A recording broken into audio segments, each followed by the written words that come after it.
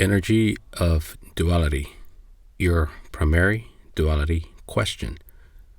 Life is unpredictable, and oftentimes we react in a way that, well, it's not the most ideal way, perhaps straight out of our ego self and not aligned with our higher self.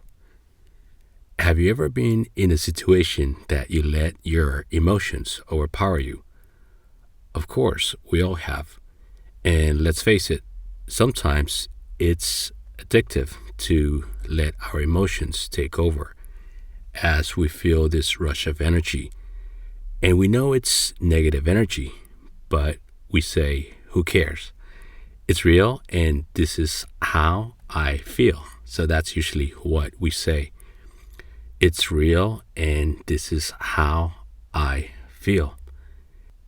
And that is a correct assessment. It's real, yet it does not add value or is in any way productive towards who we are becoming. And in transforming to the person that will achieve our main goals. It all comes down to this. We have to be able to recall our energy of duality. This is what will carry us through and get us out of having low vibrational energy, such as being reactive, negative, and just in a rut. So, how do we move away from negative energy that we just feel so strongly about at any given moment?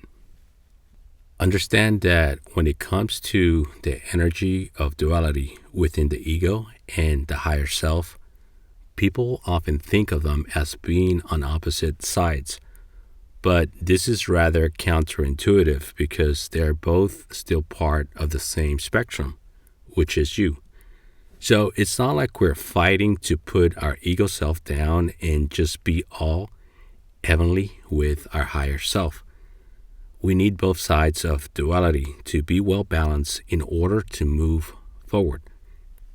The ego is the fighter, the go-getter, the defender, part of our strength as a protector of us.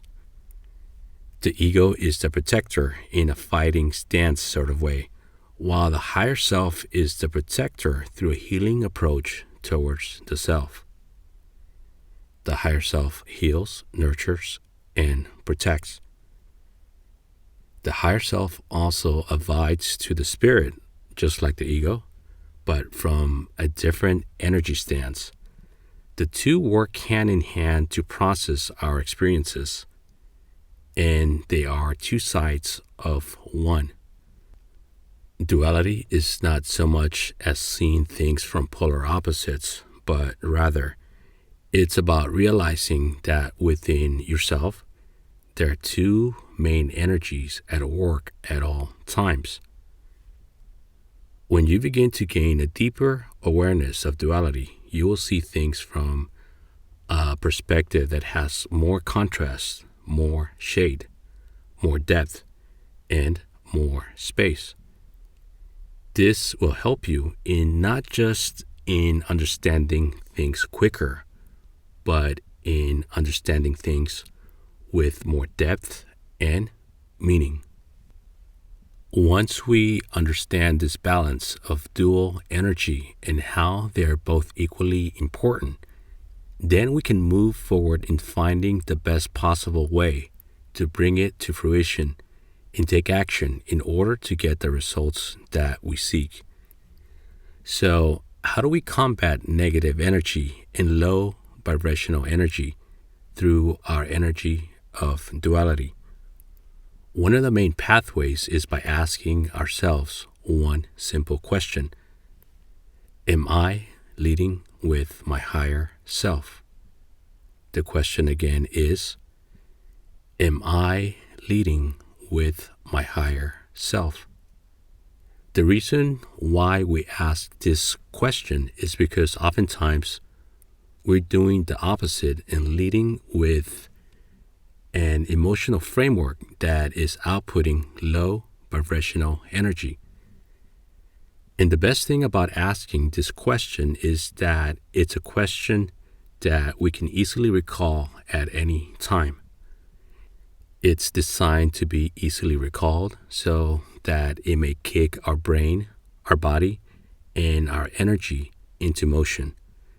There is no need to overthink things, or worse, do what most people do, and that is reloop the same negative emotions that get people to end up tiring themselves by over-analyzing that particular situation. And this happens by being low vibrational in such a way that will just stagnate your energy and not provide you with any optimal results.